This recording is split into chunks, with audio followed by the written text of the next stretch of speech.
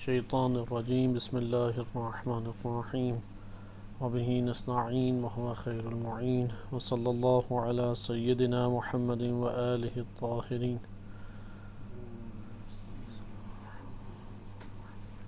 اما بعد، سیاست امیر المومنین علیہ الصلوۃ والسلام نہج البلاغہ سے آپ کی خدمت میں ذکر کی جا رہی تھی۔ اس ٹاپک کے ذیل میں ہم امام علی علیہ الصلوۃ والسلام نے اپنے دور خلافت و حکومت میں اسلامی ریاست اور اسلامی ملک کے اندر جن حکمرانوں کو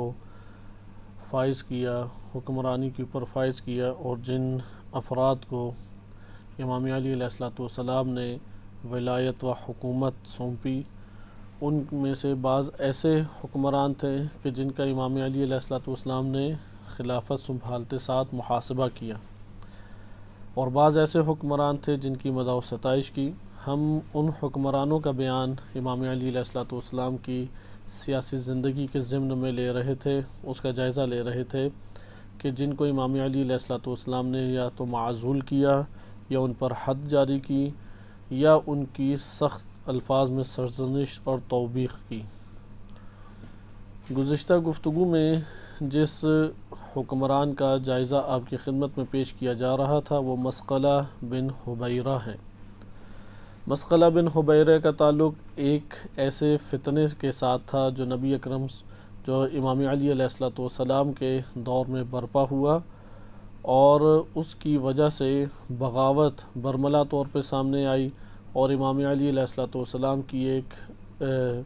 فوج کے لشکر کے عظیم شخصیت معقل بن، یا معقل بھی پڑھا گیا ہے اور معقل بن قیس کی سربراہی میں ایک لشکر بھیجا اور اس فتنے کا اختتام کیا۔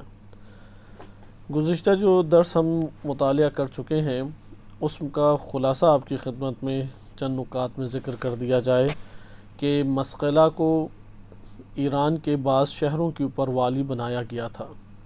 آپ مسلسل ان والی حضرات، یہ جو حکمران تھے امام علی علیہ الصلوۃ والسلام کے دور میں، خصوصاً جن کا محاسبہ کیا گیا اور جن کو توبیخ یا سرزنش کی گئی، ان میں سے اکثر بیشتر وہ حکمران ہیں جنہیں گزشتہ حکومت نے معاشرے کے اندر با اثر کیا اور حکومتوں کا ذائقہ چکھایا۔ انہی میں سے مسقلہ بن حبیرہ ہیں۔ مسقلہ بن حبیرہ کہ ایران کا جو ملک ہے اس دور میں حکومت ساسانی تھی، جو خلیفہ دوم کے دور میں تباہ و برباد ہوئی اور ختم ہوئی، اگرچہ اس کے اثرات اندر علاقوں میں گہرے طور پہ موجود تھے، اور خلیفہ سوم کے دور میں وہ رہے سہے اثرات بھی ساسانی اور مجوسی حکومت کے ختم ہو گئے۔ اس دور میں ایک علاقہ کور و فارس کے نام سے، کاف یہ کھڑی کاف کا کور و فارس کے نام سے معروف ایک علاقہ تھا۔ یہ علاقہ 5-6 بڑے شہروں کے اوپر مشتمل بنتا ہے، اور تقریباً اس کی جو زمین بنتی ہے 155 فرسخ ہے۔ ایک فرسخ تقریباً 3 میل کے اوپر مشتمل ہوتا ہے۔ 155 کو آپ 3 میل سے 3 سے ضرب دے دیں تو جتنا حصہ آئے گا، یہ ٹوٹل زمین اتنی تھی۔ اس میں 5-6 جو علاقے بڑے بڑے معروف تھے، انہیں میں سے ایک علاقے کا نام تھا ارد شیر خرہ۔ ارد الف ر دال شیر شین یہ رے خرہ خے رے گولتے، ارد شیر خرہ کے نام سے ایک علاقہ معروف تھا۔ ساسانی حکومت میں یہ علاقہ اپنی خوبصورتی کے اعتبار سے اور اپنے نت نئے انداز و تزئین و آرائش سے بھرپور باغات کے اعتبار سے بہت معروف تھا۔ معروف علاقوں میں سے ارد شیر خرہ تھا، کہ اس کا ترجمہ ہی عربی زبان میں بنتا ہے کہ ارد شیر کی خوبصورت اور آنکھوں کو خیرہ کر دینے والی ایک جگہ، یعنی جسے انسان جس منظر کو دیکھ کے انتہائی متاثر ہوتا ہے، اس کو ارد شیر خرہ کے عنوان سے اسے تعبیر کیا جاتا ہے۔ یہ علاقہ موجودہ ایران کے نقشے میں شیراز یا اس کے نیچے کے علاقوں کی طرف آ جاتا ہے، اور وہاں سے ساحل سمندر بھی اسے لگتا ہے۔ لہٰذا آپ سمندر کے ذیل میں خلیج فارس جسے کہتے ہیں، یا بعض اوقات خلیج عربی بھی کہا جاتا ہے، اس کے اگر آپ ذیل میں ملاحظہ کریں تو اس میں جو علاقے آتے ہیں یہ بصرہ سے اہواز اور یہ بحرین اس کے سامنے بنتا ہے، اور اسی سے پھر نیچے آتے آتے ساحل سمندر آپ نقشے میں اگر دقت کریں تو یہ والا علاقہ آ جاتا ہے۔ خلیفہ دوم کے دور میں یہ علاقہ فتح ہوا، اور اس علاقے کے اوپر خلیفہ دوم نے عثمان بن ابی العاص کو والی مقرر کیا۔ خلیفہ دوم کے دور میں عثمان بن ابی العاص نے بقیہ سارا علاقہ بھی اچھے طریقے سے فتح کر لیا، اور اس جگہ کے اوپر پھر چونکہ ابی العاص اموی خاندان سے تعلق رکھتے ہیں، تو خلیفہ دوم کے دور میں 19 ہجری کیونکہ 19 ہجری میں ایران فتح ہوا تھا خلیفہ دوم کے دور میں، 19 ہجری میں اس علاقے کی تولیت اور حکمرانی اردشیر خرہ یا کور فارس کے تمام علاقوں کی جو حکمرانی ہے، یہ 5-6 علاقے بنتے ہیں، ان کا مجموعہ کور و فارس بنتا ہے۔ کور کہتے ہیں ایک بڑے ٹکڑے کو زمین کے یا بڑے علاقے کو۔ تو کور فارس کی اس جگہ کی سلطنت اور حکومت خلیفہ دوم کے دور میں ہی اموی ہتھ کنڈوں اور اموی ہاتھوں میں آ گئی تھی۔ خلیفہ سوم کے دور میں اس جگہ کی تولیت عبداللہ بن عامر کریز، جو کہ حضرت عثمان خلیفہ سوم ان کے بھانجے تھے، سگے بھانجے تھے، ان کو یہ مل گئی۔ لہذا خلیفہ سوم نے اس علاقے کور و فارس کی جو حکومت ہے وہ اپنے بھانجے عبداللہ بن عامر کریز کو دے دی، کیونکہ خلیفہ سوم کی والدہ اروہ بنت کریز ہیں، اور ان کی بہن کا یہ بیٹا تھا عبداللہ بن کریز۔ اس کے بارے میں ابن الفقی کے 4 صدی ہجری کے معروف عالم ہیں، جنہوں نے بلدان کے اوپر کتاب لکھی۔ اپنی کتاب بلدان میں یہ لکھتے ہیں کہ تاریخ اسلام میں سب سے پہلے جس نے اعلانیہ طور پہ اللہ سبحانہ وتعالیٰ کی حدود کو اپنے علاقوں سے معطل قرار دے دیا اور اس کو لاگو نہ کرنے کا واضح اعلان کیا، وہ یہی شخص عبداللہ بن عامر کریز ہے۔ عبداللہ بن عامر کریز کو در حقیقت بصرہ کا والی بنایا تھا۔ یہ سارے کے سارے علاقے بصرہ کے ماتحت آتے تھے، اور بصرہ کے ماتحت آتے ہوئے ہی یہ اس کو کنٹرول کیا جاتا تھا۔ کور فارس، اہواز، کیونکہ بصرہ مرکزی شہر تھا، ہم یہ سابقہ پڑھ چکے ہیں کہ اسلامی ریاست امام علی علیہ السلام کے دور میں کیسے تقسیم ہوتی تھی۔ لہٰذا بصرہ کے یہ جو اطراف کے علاقے ہیں، اگرچہ آدھا ایرانی ایک قسم کا آج کے دور میں بن جاتا ہے، لیکن یہ بصرہ کے نواحی اور لواحق علاقوں میں آتا تھا۔ بصرہ کا والی موسیٰ عشری کو ہٹا کے بصرہ کا والی خلیفہ سوم کے دور میں اسی شخص کو عبداللہ بن عامر کریز کو بنا دیا گیا، اور عبداللہ بن عامر کریز نے اس علاقے کو اپنی کل حکومت اور سلطنت میں لے لیا۔ عبداللہ بن عامر کریز اس نے اس جگہ پہ مسقلہ بن حبیرہ کو پھر عامل بنایا یا اپنا نائب بنایا۔ مسقلہ بن حبیرہ کو اپنا نائب بنایا۔ لہٰذا عبداللہ بن عامر نے یہ جو ارد شیر خرہ ہے، ارد شیر خرہ کے اوپر مسقلہ کو حکومت دے دی۔ بس یہاں سے آپ کو یہ بات سامنے آئی کہ یہ جو مسقلہ کو ہم ابھی ملاحظہ کر رہے ہیں، مسقلہ بن حبیرہ کو بھی خلیفہ سوم اور اس کے عاملین نے یہاں پہ باثر کیا۔ خلیفہ سوم نے اس جگہ پہ آ کے حکومت دی، اور اس جگہ پہ بنو امیہ کے ہاتھوں کو مضبوط کرنے والی شخصیت وہ بھی خلیفہ دوم ہیں کہ انہوں نے عثمان بن ابی العاص کو اس جگہ کے اوپر والی بنا دیا۔ مسقلہ بن حبیرہ کا اپنا قلبی تعلق بھی خلیفہ دوم اور خلیفہ سوم کے ساتھ ہی زیادہ تھا۔ امام علی علیہ السلام کی جب حکومت آئی 35 ہجری کو، تو طرح طرح کے مسائل ایجاد کر دیے گئے۔ شام کا مسئلہ سب سے بڑا تھا کہ شام کے باغی حضرات، ان کا سب سے بڑا مسئلہ موجود تھا، اس لیے امام علی علیہ السلام نے اس جگہ سے الجھنے کی بجائے زیادہ شام کی طرف ہی توجہ دی۔ اس جگہ پہ لوگ امام علی علیہ السلام کے دور میں فتنے کھڑے کرتے رہتے تھے، بغاوتیں کرتے تھے، لیکن انہیں آہستہ آہستہ کچل دیا جاتا تھا۔ امام علی علیہ السلام نے بصرہ کا والی جناب عبداللہ ابن عباس رضی اللہ عنہ کو بنا دیا۔ لہٰذا بصرہ سے چونکہ یہ ساری جگہیں چلا کرتی تھیں،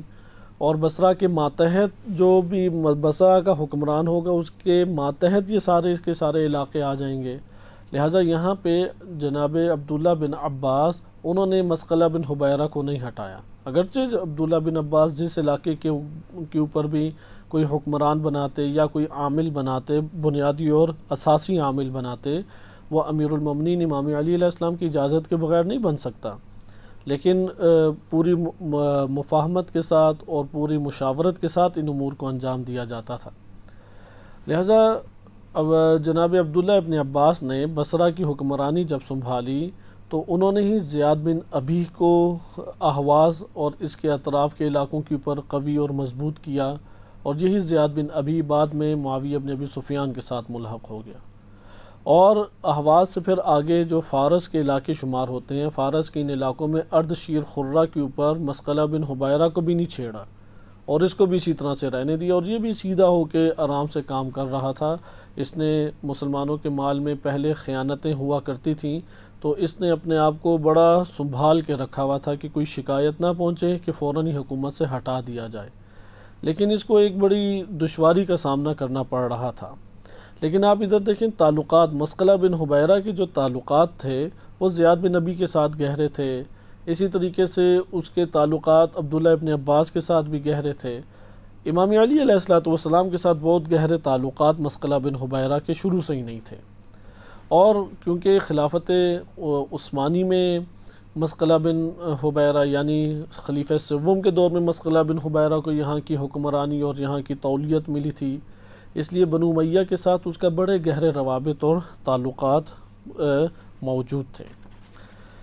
مسقلہ بن حبیرہ کا مسئلہ کہاں پہ پیش آئے؟ کیونکہ یہ شخص فرار کر کے امام علی علیہ السلام کے بیت المال سے 1,00,000 درہم لے کے فرار کر گئے، 1,00,000 درہم کا مقروض تھا، اور یہ فرار کر کے معاویہ بن ابی سفیان کے ساتھ مل گیا۔ امام علی علیہ السلام نے اس کو پہلے خط بھی لکھا، اور اس کی چونکہ ریشہ دوانیاں اور اس کی کارستانیاں ان کی خبریں ہوا کرتی تھیں، تو امام علی علیہ السلام نے سمجھایا، جو کہ سیرت امیر المومنین علیہ السلام ہم بار بار دیکھ رہے ہیں کہ کسی بھی والی کو فوراً نہیں ہٹاتے تھے، سوائے ان حکمرانوں کے کہ جن حکمرانوں کے وجود میں کسی قسم کا کوئی خیر موجود نہیں ہے، اور ان میں سے خیر جن کا موجود نہیں، یعنی امام علی علیہ السلام کی نظر میں کوئی خیر موجود نہیں ہے، نہج البلاغہ میں واضح امام نے فرمایا بھی ہے، انہی میں سے شام کے حکمران اور والی حضرات ہیں، اس لیے امام علی علیہ السلام نے ان کے ساتھ کسی قسم کا معاملہ نہیں کیا اور انہیں واضح طور پہ برطرف کر دیا۔ لیکن بقیہ جو اطراف میں موجود تھے، جیسے آذربائیجان میں اشعث بن قیس ہے کہ اس کا تعارف ہم تفصیلی طور پہ پڑھ چکے ہیں، اور اسی طرح سے مسقلہ بن حبیرہ ہے، زیاد بن ابی ہے، انہیں سرزنش کرتے تھے اور سخت الفاظ میں سرزنش کی، اور ان کو سمجھایا ساری چیزیں، لیکن جب یہ نہیں سنبھلے تو پھر امام علی علیہ السلام ان سے شدید تر ہوتے چلے گئے، لہٰذا ایک دفعہ مہلت، دوسری دفعہ مہلت، اور سخت الفاظ میں سرزنش، اور سخت الفاظ کے اوپر ان کو تحریر کیا جاتا تھے، خطوط اور مکتوبات تحریر کیے گئے، لیکن یہ لوگ پریشر میں ایک آ جاتے، لیکن اندر ہی اندر سے پھر باغی ہونے لگ گئے۔ لہذا مسقلہ بن حبیرہ کا خلاصہ میں آپ کی خدمت میں ذکر کر دوں، اور تفصیلات میں پھر وارد ہوتے ہیں کہ یہ شخص مال لے کے فرار، مال مقروض تھا اور مال نہیں دی اور فرار کر گیا، اور اس کا گھر کوفہ میں ہوا کرتا تھا، اس کی نسل جو ہے وہ بصرہ میں پلی بڑی زیادہ، لیکن کوفہ میں یہ ہوا کرتا تھا، کوفہ میں اس کا گھر تھا۔ امام علی علیہ السلام نے جب یہ معاویہ کے ساتھ مل گیا تو امام علی علیہ السلام نے اس کے گھر والوں کو بے گھر کر دیا، نکال دیا باہر، اور اس کے گھر کو گرا کے آگ لگا دی، تباہ و برباد اس کا گھر کر دیا۔ اس نے ایک عیسائی کو بھیجا تھا، عیسائی سے معاملہ کیا معاویہ کی سلطنت میں، تاکہ یہ اپنے گھر والوں کو لے آئے، اپنے خانوادے کو لے آئے، تو خانوادے کو لینے کے لیے آیا تھا، وہ عیسائی بھی پکڑا گیا اور یہ بھی پکڑا گیا، اور امام علی علیہ السلام نے اس کے اوپر حد جاری کرتے ہوئے اس کے ہاتھ کو کاٹ دیا، اور جب حد جاری ہو گئی تو پھر یہ واپس اپنے دوبارہ معاویہ بن ابی سفیان کے پاس جا کے ملحق ہو گیا، اور معاویہ نے بعد میں اس کو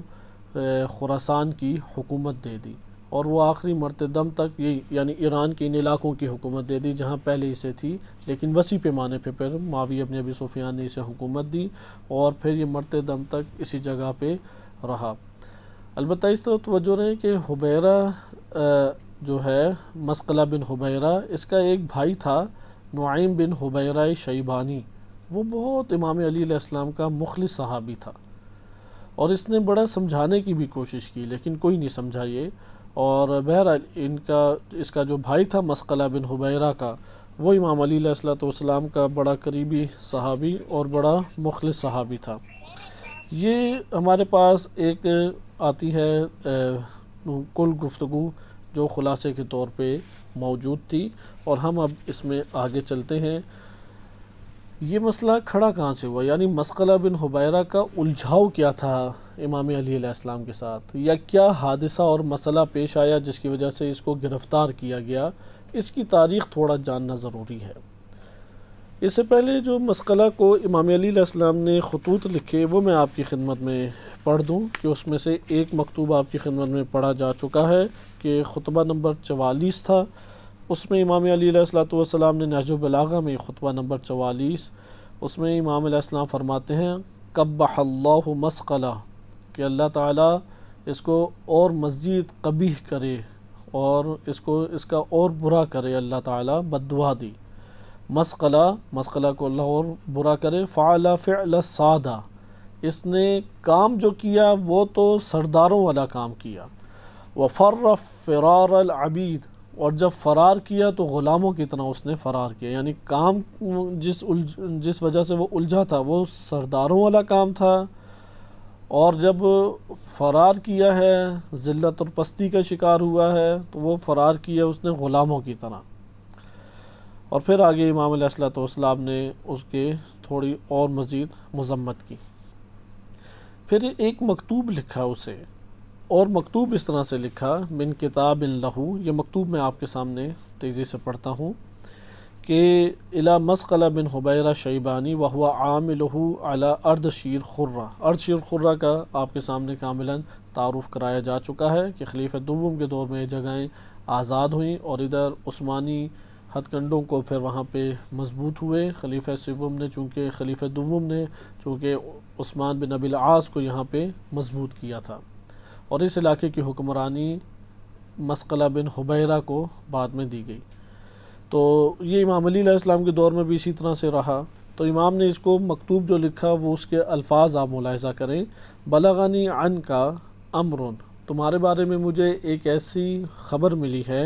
ان کنت فعلتہ، کہ اگر تم نے یہ کام کیا ہے، فقد اسخطت الہک، تو تم نے اپنے اللہ کو ناراض کیا ہے، وعصیت امامک، اور اپنے امام کی نافرمانی کی ہے، انک تقسم فیء المسلمین الذی حازتہ رماحہم، کہ وہ مسلمانوں کا مال فیء یعنی جنگوں میں حاصل ہونے والے اموال جس کو مسلمانوں کی نیزوں کی انیوں نے جمع کیا تھا، وخیولہم، اور ان کی گھوڑوں کی ٹاپوں نے جس نے جمع کیا، وہ اریقت علیہ دماؤہم، اور جس کے اوپر مسلمانوں کے خون بہائے گئے، فی من اعتامک من اعراب قومک، اور تم وہ اپنی قوم کے ان بدوؤں میں تقسیم کر رہے ہو، اپنے خیر خواہوں میں تقسیم کر رہے ہو۔ فالذی فلق الحب وبرأ النسمہ، قسم ہے اس ذات کی کہ جس نے دانے کو چیرا اور مخلوق کو خلق کیا، لئن کان ذلک حقا، اگر یہ بات سچ ثابت ہوئی، لتجدن لک علی ہوانا، تو تم دیکھو گے کہ تمہارا مقام میرے سامنے انتہائی پستی میں گر جائے گا اور تم میری نظروں میں گر جاؤ گے۔ ولا تخفن عندی میزانا، اور میرے نزدیک جو ہے وہ میزان اور ترازو ہونا چاہیے، اور وہ تمہارے معاملے میں بڑا خفیف، یعنی تم اس قابل نہیں ہوگے کہ میری نظروں میں تمہاری شخصیت قائم ہو سکے۔ فلا تستہین بحق ربک، اپنے رب کے حق کو ہلکا مت سمجھو۔ ولا تصلح دنیا کا بمحق دینک، اور اپنے دین کو مٹا کے اپنی دنیا کو مت سنوارو، اپنی دنیا کو سنوارنے کے لیے اپنے دین کو قربان مت کرو۔ فتکون من الاخسرین اعمالا، وإلا تم سب سے بدترین خسارہ اٹھانے والے اعمال انجام دینے والے بن جاؤ گے۔ الا وان حق من قبلک وقبلنا من المسلمین فی قسمت ھذا الفیء، یہ جو مال تم دوسروں کو بٹور رہے ہو، اس میں تم سے پہلے والوں کا اور تمہاری جانب اور ہماری جانب سے مسلمانوں کا حق موجود ہے، یعنی وہ مسلمان جو تم سے اور میرے ساتھ تعلق رکھتے ہیں ان کا حق اس مال میں موجود ہے۔ سواء یردون عندی علیہ، ان کا حق برابر موجود ہے، یہ لوگ مسلمان میرے پاس آتے ہیں، ویصدرون عنہ، اور وہ اپنا حق لے کے اس میں سے مال کا لے کے چلے جاتے ہیں اور اپنی زندگی کا ساز و سامان کرتے ہیں، اور تم اسی مال میں سارا کا سارا خیانت کر کے اسی مال میں مسلمانوں کے ساتھ خیانت کر رہے ہو۔ یہ مسئلہ کو امام علی علیہ السلام نے خط لکھا، لیکن اب اس کا آپ بیک گراؤنڈ دیکھیں، کیونکہ میں نے مکتوب آپ کو پہلے سنا دیا، کیونکہ اب ہم جس موضوع میں داخل ہو رہے ہیں یہ قدر طولانی ہے۔ خواہش میری یہ ہوگی کہ اس کو تھوڑا مختصر کیا جا سکے، لیکن اس کا جاننا بھی بہت ضروری ہے کہ ہم ظاہراً امام علی علیہ السلام کی 3 جنگوں کو جانتے ہیں، اس کو ہم ذیلی طور پہ چوتھی جنگ قرار دے سکتے ہیں، جس کا نام ہے فتنہ خریت بن راشد، کہ گزشتہ درس کے آخری منٹوں میں اس کا کچھ تعارف کرایا گیا تھا، اور آج ہم اسے تفصیلی طور پہ پڑھیں گے۔ کیونکہ امام علی علیہ السلام کی پہلی جنگ جنگ جمل ہوئی، دوسری جنگ صفین، اور تیسری جنگ نہروان۔ جنگ نہروان خوارج کے ساتھ ہوئی، تو خوارج ہی کی فکر کا ایک حامل خریت بن راشد ناجی تھا، یہ فرار کر کے اپنے قبیلے میں لوٹ آیا، اور وہاں پہ اس نے کئی سو افراد کو امام علی علیہ السلام کے خلاف ابھار کے جنگ کے لیے آمادہ کر دیا۔ امام علی علیہ السلام نے اس کے لشکر اور اس کی بغاوت میں بذات خود حصہ نہیں لیا، بلکہ اپنی طرف سے چند لشکر بھیجے، اور اس کو پھر بعد میں دبا دیا گیا اور قتل کر دیا گیا، اور اس طرح سے یہ فتنہ دب گیا۔ اس کی ہم کچھ تفصیلات انشاءاللہ تعالی جانتے ہیں، تاکہ یہ معلوم ہو کہ اس جنگ میں جو فتنہ خریت بن راشد، اس کا جو فتنہ کھڑا ہوا اور اس کی جو غارت گریاں اور حملے اور دہشت گردیاں تھیں، اس کا خاتمہ کرنے والی امام علی علیہ السلام کی لشکر میں کون سی شخصیت ہیں، اور انہوں نے کس طرح سے اس کا خاتمہ کیا، اس کا نام بھی ہمیں، یعنی وہ بھی مثل مالی کشتر انتہائی شجاع اور عظیم انسان تھے، اور یہ صحابی امام علی علیہ السلام، اس سے عموماً شیعہ دنیا غافل ہوتی ہے، اور ان کا نام ہے معقل بن قیس۔ خریت بن راشد، اس کا تعلق بنو ناجیہ قبیلے سے ہے۔ میں تیزی سے بنو ناجیہ قبیلے کا آپ کو سامنے خلاصہ بیان کر دیتا ہوں۔ بنو ناجیہ کون ہیں؟ کیونکہ اگر ہم زمینی خطے کے حقائق نہ جانیں اور ان قبائل کے بارے میں سرسری معلومات نہ رکھیں تو پیچھے ہمیں خاطر خواہ یہ مسائل سمجھ نہیں آتے، کیونکہ قبائلی سلسلے تھے، اور اس دور میں امام علی علیہ السلام کے دور میں قبائل ہی کی صورت میں لوگ رہا کرتے تھے، یعنی ایک محلہ پورے قبیلے کا ہوتا تھا، اور وہ سارے آپس میں رشتہ دار تھے، اور جنگوں میں حصہ لینا، کسی کی موافقت کرنا، مخالفت کرنا، وہ پورا محلے والے اپنے سرداروں کے تابع قدم اٹھایا کرتے تھے۔ بنو ناجیہ ایک عیسائی قبیلہ تھا، لیکن اس کی کچھ ہم قدیمی تاریخ پڑھتے ہیں۔ بنو ناجیہ عرب قبائل میں سے ایک قبیلہ ہے، اور یہ قبیلہ اس طرح سے بنا کہ فہر بن مالک کی اولاد میں ایک شخص آیا، سامہ بن لوی بن کعب نام ہے۔ سامہ کا ایک بھائی تھا جس کا نام ہے کعب۔ سامہ اور کعب 2 بھائی ہیں۔ سامہ نے ایک خاتون سے شادی کی، اس خاتون کا نام تھا لیلہ بنت جرم۔ یہ جو لیلہ بنت ابی جرم ہے یا لیلہ بنت جرم ہے، یہ ایک دن اپنے باپ کے ساتھ ایک مرتبہ سفر میں تھی، صحرا کے سفر میں۔ تو صحرا کے سفر خطرناک ہوتے تھے، کیونکہ تھوڑا راستہ بھول جائیں تو مال یعنی پانی اور کھانے پینے کا سامان تو زیادہ نہیں ہوتا تھا، اس لیے موت کے منہ میں جانے کا بہت خطرہ ہوتا تھا۔ ہوا یہی کہ صحرا میں ان کے پاس پانی ختم ہو گیا، اور پانی جب ختم ہوا تو اب پانی کی تلاش میں یہ پھرتے رہے اور سفر جاری رکھا، اور انہیں سراب نظر آتا، کیونکہ جب دھوپ چمکتی ہے، زمین پر پڑتی ہے تو دور سے پانی کا ایک سایہ یا عکس دکھائی دیتا ہے، اور جب ادھر پہنچتا ہے تو پانی نہیں ہوتا، اسے سراب کہتے ہیں۔ تو اس خاتون لیلہ کا باپ کہتا تھا کہ اب پانی قریب ہے، اس کی ہمت بنتی، ادھر پہنچتے تو پانی نہیں ہوتا تھا، یہاں تک کہ اس خاتون کی جو اپنی حالت انتہائی غیر ہو گئی اور مرنے کے بالکل دہانے اور قریب پہ پہنچ گئی۔ لیکن اسی اثناء میں انہیں اچانک پانی مل گیا، اور جب پانی مل گیا تو اس موت کے منہ سے باہر آئے اور اس ہلاکت اور عذاب سے نجات حاصل کی۔ تو چونکہ نجات حاصل کی تھی، اس لیے اس خاتون کا نام ہی ناجیہ پڑ گیا، اور کہنے لگے لیلہ کی بجائے ناجیہ بنت ابی جرم۔ اس خاتون کی شادی سامہ سے ہوئی تھی۔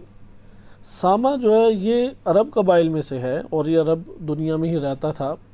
اس کی اپنے بھائی کے ساتھ کوئی جھگڑا ہوا تو یہ اپنے بھائی کے جھگڑنے کی وجہ سے قبیلہ ہی چھوڑ کے چلا گیا، اپنے خانوادے کو لے کے، خاندان کو لے کے۔ اس کی چند بیویاں تھیں اور بچے تھے، انہیں لے کے چلا گیا۔ راستے میں بحرین کی طرف نکلا تو راستے میں اونٹ کے اوپر سوار تھا، ایک سانپ نے اسے ڈسا اور ادھر ہی وہ مر گیا۔ تو اب یہ جو خاتون ہے ناجیہ، یہ تنہا ہو گئی۔ تو ناجیہ سے جو سامہ کا بیٹا تھا اس کا نام ہے حارث، اور ایک اور بیوی اس کی سامہ کی تھی، اس سے اس کے بیٹے کا نام تھا غالب۔ جو لیلہ ہے یعنی ناجیہ، اس سے جو اس کا بیٹا تھا اس کا نام تھا غالب، اور جو دوسری بیوی ہے سامہ کی، اس سے جو بیٹا تھا حارث۔ اب سامہ تو درمیان میں ہی مر گیا، تو اب اس کی دو بیویاں رہ گئی اور دونوں کا مثلا ایک بیٹا ہے۔ جو یہ خاتون ہے ناجیہ یا لیلہ، اس سے جو بیٹا ہے اس کا نام ہے غالب، اور جو دوسری بیوی ہے اس سے جو اولاد ہے اس کا نام ہے حارث۔ وہ حارث کچھ بڑا بھی تھا۔ تو ہوا یہ کہ اس کا بیٹا بھی 12 سال کی عمر کے دوران مر گیا، اسی خاتون کا ناجیہ، یا یہ کہہ لیں کہ لیلہ، اس کا بیٹا جو غالب تھا وہ 12 سال کی عمر میں ہی مر گیا۔ تو وہ جو حارث تھا دوسرا، یعنی اس کے شوہر کا بیٹا، اور دوسری بیگم سے جو دوسری بیوی سے بیٹا تھا، اسی سے اس نے شادی کر لی، یعنی اپنے گویا کے بیٹے سے ہی شادی کر لی، جس کو کہتے ہیں کہ ایک فاسد نکاح اور فاسد شادی، لیکن بہرحال شادی ہوئی، اور اس شادی سے پھر آگے نسل چلی۔ اس نسل کو آگے کہتے ہیں بنو ناجیہ۔ اصل میں تو کہنا چاہیے تھا بنو حارث یا بنو سامہ، لیکن وہ سامہ کا نام ختم ہو گیا، اور ناجیہ یعنی اس خاتون لیلہ سے یہ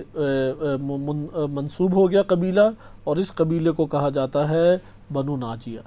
یہ بنو ناجیہ مختلف علاقوں میں پھیلا، اور اس نے بالخصوص بصرہ اور اہواز کے ساحلی علاقوں میں، کیونکہ ابھی آپ نقشے میں دیکھیں بصرہ کے نیچے بالکل سمندر آ جاتا ہے جو کویت کا بارڈر بھی کہلاتا ہے، اور اسی طرح اہواز کے طرف بھی آپ دیکھیں نقشے کے اندر تو اہواز کی طرف سے بھی ایران کے راستے بھی وہاں سے سمندر شروع ہو جاتا ہے، اور بارڈر ایریا موجود ہے جو ساحل سمندر کا ہے۔ اسی سواحل کے اوپر، اسی ساحل سمندر کے اوپر یہ قبیلہ زندگی بسر کیا کرتا تھا۔ یہ بنیادی طور پہ عیسائی مذہب تھا۔ جب خلیفہ دوم کے دور میں یہ سارے علاقے فتح ہوئے اور ایران فتح ہوا تو اس قبیلے نے اسلام قبول کر لیا۔ امام علی علیہ السلام کے دور میں جب دیکھا کہ امام علی علیہ السلام کے اوپر ہر علاقے سے ہی لوگ بغاوت کر رہے ہیں اور سر چڑھے جا رہے ہیں، اور شام کے علاقوں نے بھی بغاوت کر دی، تو انہوں نے بھی واپس اپنے آپ کو عیسائی مذہب کے اوپر اکثر بیشتر لوگ لے آئے، اور دوبارہ نصارہ یعنی عیسائی ہو گئے اور مرتد ہو گئے، کیونکہ جو اسلام لانے کے بعد کفر اختیار کرے اسے مرتد کہتے ہیں۔ خرید بن راشد اسی قبیلے کا فرد تھا۔ جب امام علی علیہ السلام کا دور آیا تو اسی قبیلے میں خرید بن راشد رہتا بھی اسی جگہ پہ تھا، یعنی ابھی آپ علاقہ دیکھ لیں، یہ نقشہ دیکھ لیں، اور نقشے میں آپ کو بصرہ کے نیچے کویت کے پاس سمندری علاقہ نظر آئے گا، اس کے ساحلی علاقوں کے اوپر یہ قبیلہ موجود تھا۔ اس بنو ناجیہ کے قبیلے کی یہ خصوصیت یہ تھی کہ یہ ایک تو بڑا قبیلہ تھا، لوگ اس میں اچھے خاصے تھے، یعنی کم سے کم جو چھوٹے سے چھوٹا لشکر بنتا تھا وہ 400-500 افراد کا آرام سے لشکر بن جاتا تھا جنگوں کے لیے۔ یہ افراد جو ساحل پہ رہتے تھے، انہی میں ایک شخصیت خرید بن راشد تھی جو بڑا جنگجو تھا۔ اس نے امام علی اپنے ساتھیوں کو لے کے امام علی علیہ السلام کے ساتھ جنگ جمل میں ملحق ہوا، اور امام علی علیہ السلام کا ساتھ دیا باقاعدہ، اور ام المومنین کے خلاف جنگ آگے بڑھ بڑھ کے لڑی۔ جنگ صفین میں بھی یہ امام علی علیہ السلام کے ہمراہ تھا، اور معاویہ بن ابی سفیان کے خلاف خوب جنگ لڑی، یہاں تک کہ وہی مسئلہ عمرو عاص کے نے جو چال چلی اور تحکیم کا مسئلہ کھڑا ہو گیا، اس میں اس نے امام علی علیہ السلام کی شدید مخالفت کی۔ اب میں آپ کو تیزی سے یہاں سے، کیونکہ آپ جان چکے ہیں پیچھے سے اس کا تعارف بنو ناجیہ کا، خرید بن راشد کا ہم ایک تعارف پڑھ لیتے ہیں، اور کہ خرید بن راشد تھا کون، یہ تو معلوم ہو گیا یہ بنی ناجیہ سے تھا۔ جناب ابن حجر عسقلانی اہل سنت بہت بڑے محدث ہیں، انہوں نے الاصابہ فی تمییز صحابہ میں نقل کیا ہے کہ خرید بن راشد یہ نبی اکرم صلی اللہ علیہ وسلم سے اس نے ملاقات کی تھی اور مکہ اور مدینہ میں ملاقات کی. چونکہ ملاقات ہوئی اس نے اور خوارج یہ مرا تھا، اس لیے اہل سنت اسے صحابی کا درجہ دیتے ہیں. مکتب اہل بیت علیہ السلام میں چونکہ علی بن ابی طالب علیہ السلام ایمان اور نفاق کا معیار ہیں، مومن نہیں ہے مگر یہ کہ علی علیہ السلام کی محبت اس کے دل میں ہے. اور جو بھی منافق ہے، وہ جو بھی نفرت رکھے گا وہ منافق ہے. جس نے بھی امام علی علیہ السلام سے جنگ کی یا دل میں بغض رکھا یا نفرت رکھا، صحیح مسلم میں بھی یہ روایت اہل سنت میں بھی آئی، لیکن مکتب تشیع میں اس کو معیار عقیدہ بنایا گیا ہے کہ جس کے دل میں بھی علی بن ابی طالب علیہ السلام کی بارے میں نفرت ہے یا بغض ہے وہ شخص منافق ہے. لہذا خرید بن راشد اس ضابطے کے تحت چونکہ نفاق دشمنی میں مرا تو اس کو نفاق کے زمرے میں مکتب اہل بیت علیہ السلام اس کو اس تناظر میں دیکھتے ہیں. لیکن یہاں پہ جو انہوں نے لکھا ہے کہ بین مکہ والمدینہ، مکہ اور مدینہ میں ایک دفعہ یہ نبی اکرم صلی اللہ علیہ وسلم کے ساتھ ملا تھا کہ بنی سامہ بن لؤی، بنی سامہ یہی یعنی بنو ناجیہ، کہ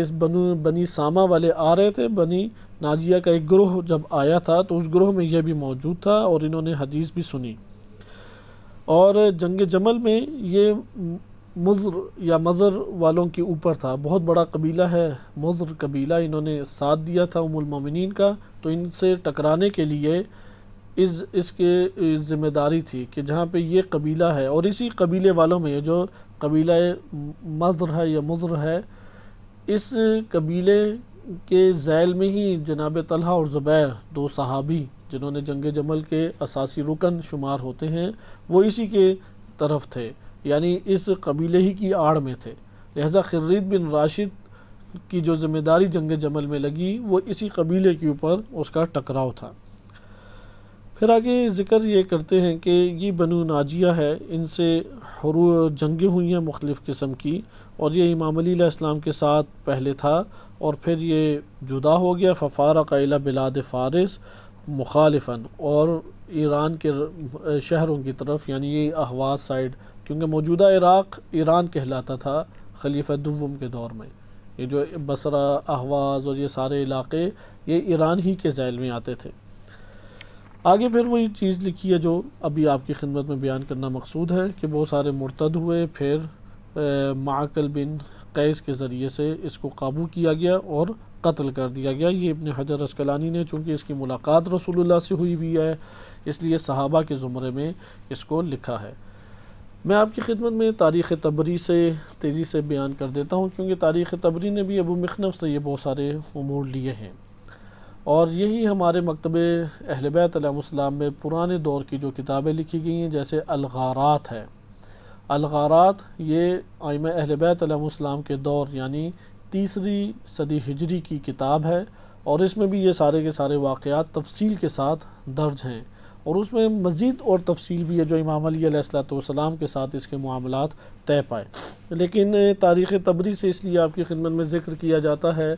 کیونکہ اس کو اہل سنت قبول کرتے ہیں، اور مکتب تشیع میں بھی یہ والا حصہ وہ قابل قبول ہے، اور اس سے ہمیں پھر معاملے کی ساری صورتحال پتہ لگ جاتی ہے. کیونکہ خرید بن راشد آیا اور پھر کس طرح سے وہ آگے اس نے فتنہ برپا کیا، اس کو ہم براہ راست ملاحظہ کرتے ہیں، اور پھر مسقلہ بن حبیرہ کی طرف آئیں گے اور دیکھیں گے کہ کس طریقے سے اس نے خرید بن راشد اور بنو ناجیہ کے قبیلے کا ساتھ دیا. تاریخ طبری میں اردو میں یہ کتاب نیٹ پہ موجود ہے، اس لیے اس کو آپ دیکھ سکتے ہیں. اردو میں جو کتاب ہے اس کی جلد نمبر 3 ہے، حصہ دوم، کیونکہ اس جلد نمبر 3 میں 2 حصے ہیں، دونوں کی فہرست بھی الگ ہے. حصہ دوم کی آپ فہرست نکالے 317 نمبر سے یہ شروع ہوتا ہے. یہ جب امام علی علیہ السلام نے نہروان میں مسئلہ ختم ہو گیا اور خوارج کو شکست دی تو ہوا یہ کہ حکمین یعنی تحکیم کا مسئلہ جب پیش آیا تھا اور امام علی علیہ السلام کی بات نہیں مانی گئی، لوگوں نے ابو موسیٰ اشعری کو آگے کر دیا، امام علی علیہ السلام نے جناب مالک اشتر کو کہا تھا، لیکن بہرحال لوگوں نے نہیں مانی بات، اور بڑا اس کے اوپر پھر فتنے کھڑے ہوئے کہ انشاءاللہ آگے تذکرہ آئے گا کہ امام علی علیہ السلام مالک اشتر کو بھیج رہے تھے، لیکن لوگوں نے قبول نہیں کیا۔ اب جب ابو موسیٰ اشعری چلا گیا اور اس کے اوپر پھر ہنگامے شروع ہو گئے تو لوگ خود امام کی طرف آئے اور اس طرح فرماتے تھے، پہلے آپ نے خود ہی تحکیم کا حکم دیا تھا، کیونکہ دھوکہ ہو گیا، وہاں پہ دھوکہ ہوا تو امام علی علیہ السلام نے تحکیم کو نہیں مانا۔ تحکیم یہ تھی کہ خود سب مل کے ایک اور خلیفہ چنتے ہیں ایک قسم کا، انشاءاللہ اس کا تذکرہ آئے گا۔ تو لوگ اس طرح سے آ کے سوال کرتے تھے، یہ وہ لوگ ہیں کہ جو امام علی علیہ السلام کی رہنمائی کے اوپر پھر سمجھ جاتے تھے۔ خرید بن راشد ہوا ہے کہ اسے امام نے بہت سمجھانا چاہا لیکن یہ نہیں سمجھا، اور وہ مثلا جو لوگ سمجھ جاتے تھے اسی کی طرف اشارہ نہج البلاغہ میں ہوا ہے، وہ انشاءاللہ ہم آگے دروس میں پڑھیں گے بھی، کہ وہ لوگ آتے اور کہتے کہ یا امام پہلے آپ نے خود ہی تو حکم دیا کہ تحکیم کریں، اب جب تحکیم ہو گئی تو اب خود ہی حکم دیتے ہیں کہ ہم اسے نہیں مانتے، اب ہم آپ کی پہلی بات کو مانیں یا دوسری بات کو مانیں۔ تو اس جگہ کلمات ہیں کہ امام نے ایک ہاتھ اپنے دوسرے ہاتھ پہ زور سے مارا اور کہا کہ اس بندے کی رائے کیا جس کی بات نہ مانی جائے۔ پھر ان لوگوں کو سمجھایا کہ پہلے میں نے کیا کہا تھا اور بعد میں پھر کیا ہوا۔ اب لوگ دیکھیں کس شبے کا شکار ہیں، کیونکہ پہلے آپ نے خود تحکیم کو مان لیا، اب جب وہ حکم اور فیصلہ کرنے بیٹھ گئے افراد تو آپ نے پھر خود ہی وہ جو فیصلہ ہوا اس کا انکار کر دیا، تو یہ کیا بات ہوئی۔ تو بہرحال خرید بھی اسی طرح سے کھڑا ہو گیا کہ وارد ہوا ہے کہ یہ 30 بندوں کو لے کے آ گیا، یہ 30 بندوں کو لے کے آ گیا، جنگ جمل، جنگ صفین اور دیگر جنگوں میں بھی ساتھ تھا، اور یہ بصرہ کے چونکہ علاقوں میں، اور اسی آپ کہیں کہ صوبہ اس وقت بصرہ تھا، اس بصرہ کے ذیل میں یہ لوگ آتے تھے، اور یہ ان سب نے جنگ صفین، نہروان اور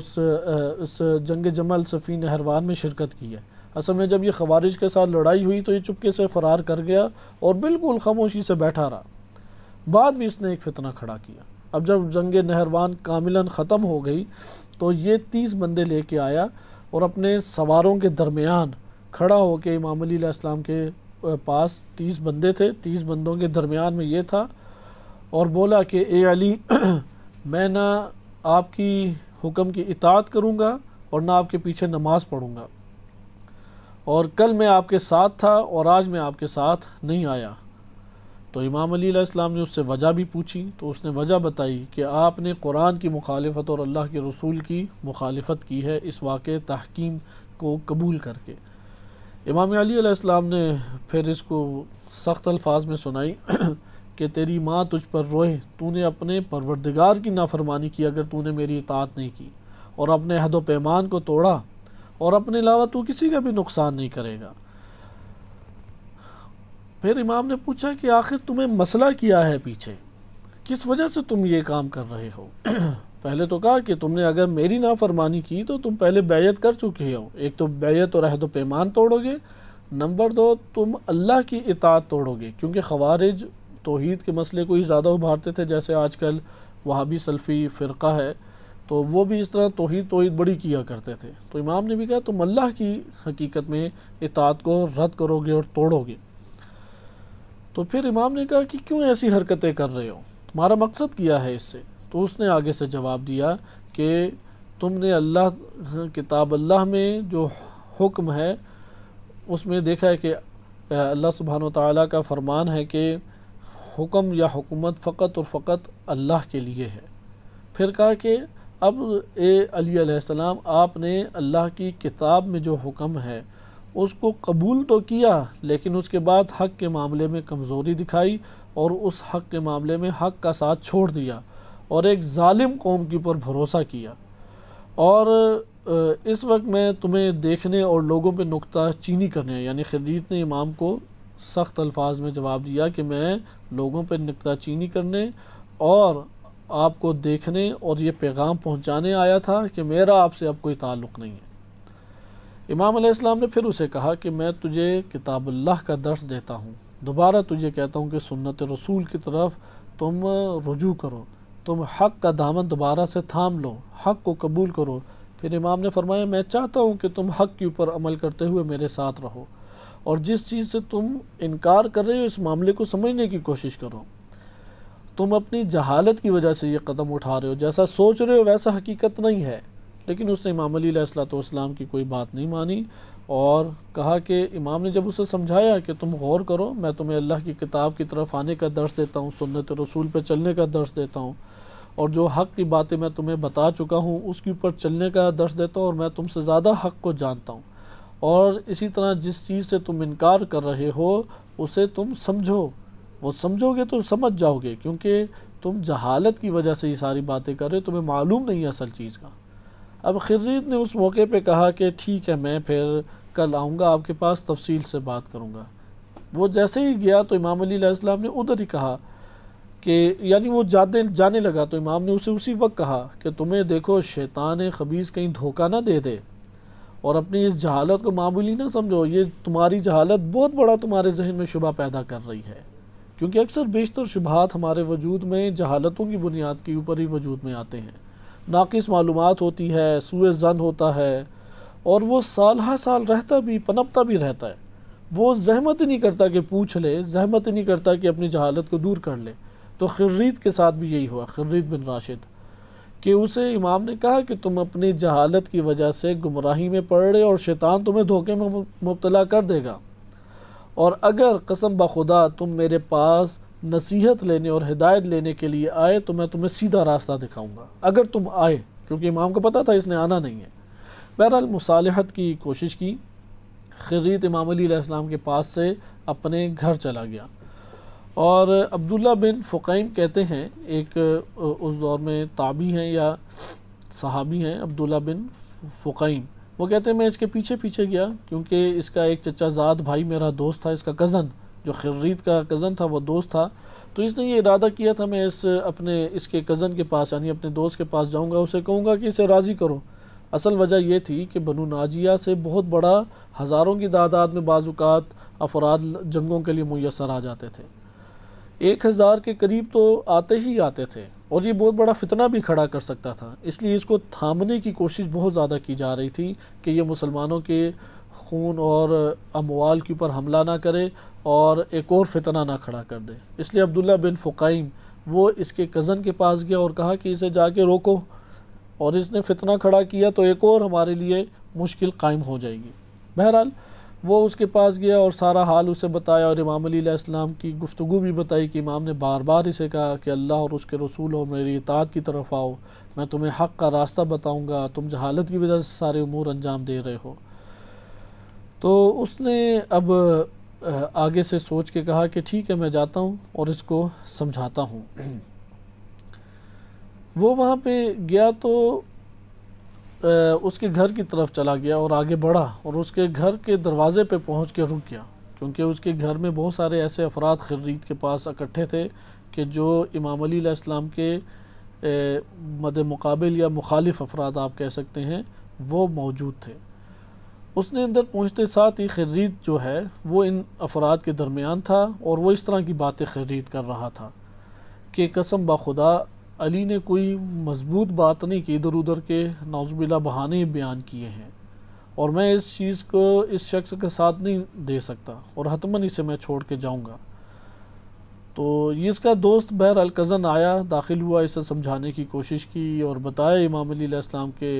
حقائق اور فضائل اور ان کی شخصیت کا تعارف۔ تو پھر اس نے اسی طرح سے بات کی خرید نے کہ میں اس کا ساتھ نہیں دے سکتا، یہ علی ابن ابی طالب نعوذ باللہ یہ بہانے کر رہا ہے، تو میں اس سے جدا ہو جاؤں گا۔ پھر دیکھا کہ یہ کزن جو ہے اس کا یہ زیادہ اصرار کر رہا ہے، تو اس کے سامنے بھی کہا کہ ٹھیک ہے پھر میں کل دیکھتا ہوں، اور کل میں اپنی آخری رائے بتاؤں گا، یہ اس نے کہا، اور راتوں رات خاموشی کے ساتھ نکل گیا، کیونکہ وہ اگر بتا دیتا کہ نہیں میں چھوڑ کے جا رہا ہوں تو ادھر ہی اسے گرفتار کر لیتے۔ تو اس نے اپنے کزن کو بھی مطمئن کر کے بھیج دیا کہ ٹھیک ہے پھر میں کل امام علی علیہ السلام سے ملوں گا تو دیکھ لوں گا۔ تو یہ راتوں رات نکلا اور اپنے 30 بندوں کو لے کے چلا گیا اور فرار کر گیا۔ اب جب یہ فرار کیا تو اس کی خبر جو ہے امام علی علیہ السلام کو ملی۔ امام علی علیہ السلام نے اس کے پیچھے پیچھے چند افراد اور چند بندوں کو بھیج دیا، خرید کا جو تعاقب کرنے کے لیے بھیجا، کیونکہ بقیہ تلوار آپ بقیہ جو ہیں اس کا حصہ آپ انشاءاللہ مطالعہ کر سکتے ہیں۔ امام علی علیہ السلام نے خرید کا تعاقب کرنے کے لیے افراد کے درمیان گفتگو بھی کی، تو لوگوں نے بتایا کہ وہ چلا گیا۔ امام نے پوچھا کہ کس راستے کی طرف گیا ہے؟ تو یہاں پہ اب کچھ پتہ نہیں ہے کہ افراد نے کہا کہ یہ تو ہمیں نہیں پتہ کہ کس طرف گیا ہے۔ تو پھر امام علیہ السلام نے اس جگہ پر ایک فرد کو بھیجا اور اسے کہا کہ تم اس کا پیچھا کرو۔ اس کا جو نام ہے وہ نام اگر ذہن میں آتا ہے یا سامنے آتا ہے تو میں آپ کی خدمت میں بیان کرتا ہوں۔ اور اتنی ہی تعداد، کیونکہ تعداد کا علم تھا امام علی علیہ السلام کو، کہ اتنی ہی تعداد کے مطابق مثلا 300 بندے ہیں تو اس میں سے جو افراد گئے تھے وہ اسی کے لگ بھگ گئے ہوں گے، تو امام علی علیہ السلام نے بھی اتنے کا ہی لشکر اس کے پیچھے بھیج دیا اور ان افراد کو بھیجا اور کہا کہ پہلے انہیں سمجھانے کی کوشش کرو اور سمجھانے کے بعد تم ان سے مقابلہ کرو۔ امام علی علیہ السلام نے خرید کے پیچھے بھیجا تو یہ اب آگے علاقوں میں نکلے۔ جیسے جیسے علاقوں میں نکلتے رہے تو وہاں پہ لوگوں نے نشاندہی کی کہ ہاں ہم نے ایک بڑا لشکر ادھر سے گزرتے ہوئے دیکھا ہے، ادھر سے گزرتے ہوئے دیکھا ہے، ابھی اب مثلا نظر پہنچ گئے ہیں، یہ فلاں ابھی دریا کے کنارے پہنچ گئے ہیں۔ یہ لگاتار اس کے پیچھے امام علی علیہ السلام کو جو چھوٹا سا لشکر ہے انہیں پکڑنے کے لیے بھاگتا رہا۔ امام علیہ السلام کے اس لشکر میں جس کی سپرد امام نے کیا تھا ان میں سے ایک شخص کا نام ہے زیاد بن خصفہ، زیاد بن خصفہ نام ہے، زیاد بن خصفہ، اور اس کو خط بھی لکھا اور اس کے ساتھ پھر امام نے آگے بھیج دیا اور عبداللہ بن عباس کو بھی کہا کہ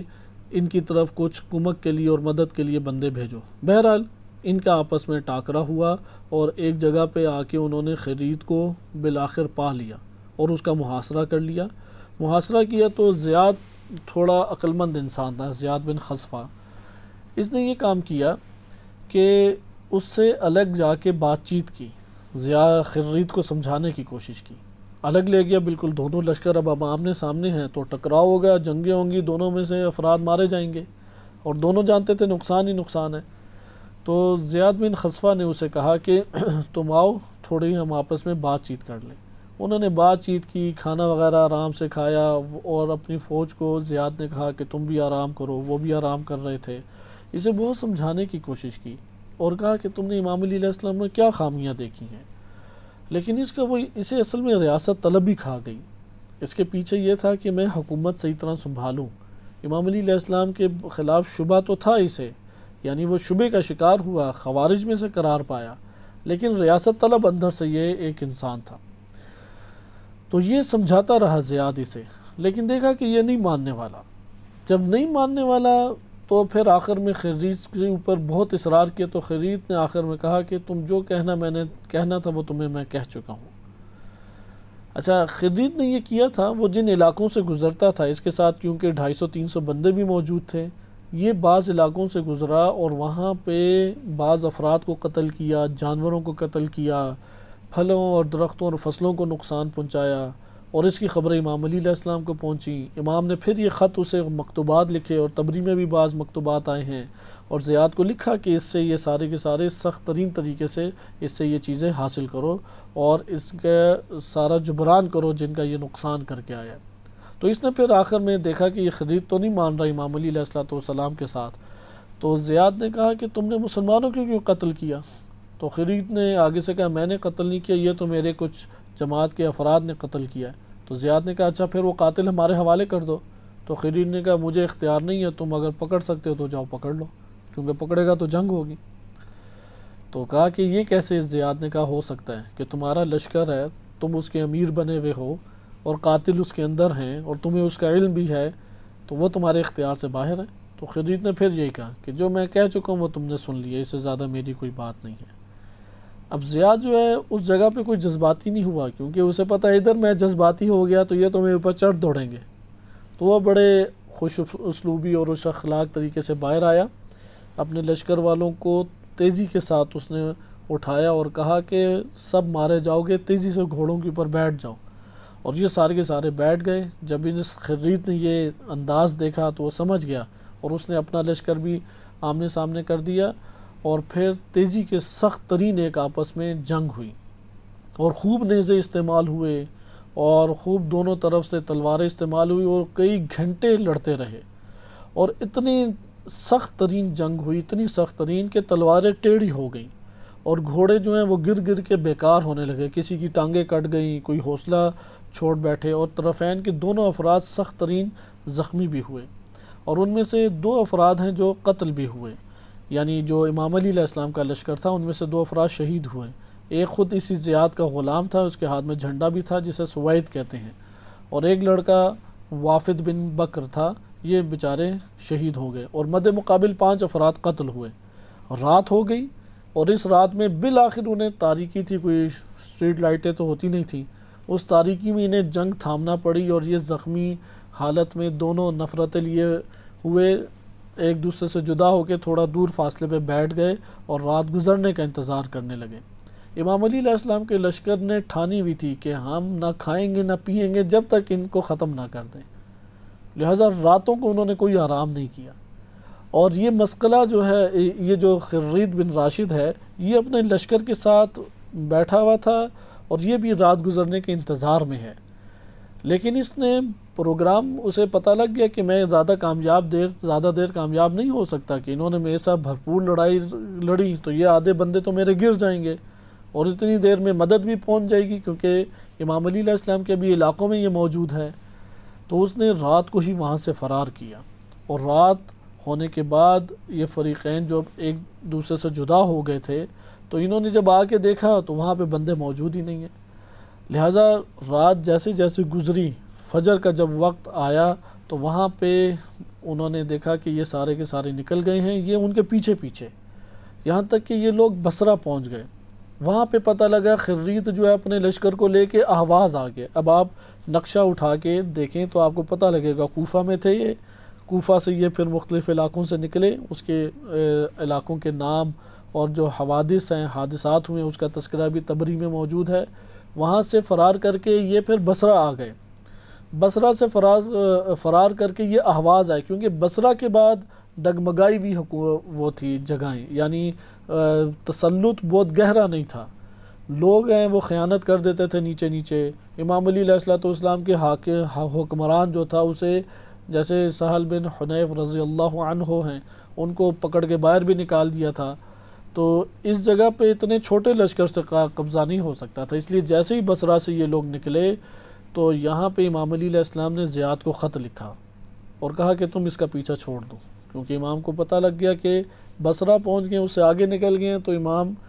کو اندازہ ہو گیا کہ اب یہ نہیں، آگے اس لشکر سے کام نہیں چل سکتا، لہذا خرید جو ہے وہ اہواز میں پہنچ گیا، اور وہاں پہ اس نے لوگوں کو اپنے ساتھ اکٹھا کرنا شروع کر دیا، اور 200 افراد اس کے ساتھ آ کے مزید مل گئے۔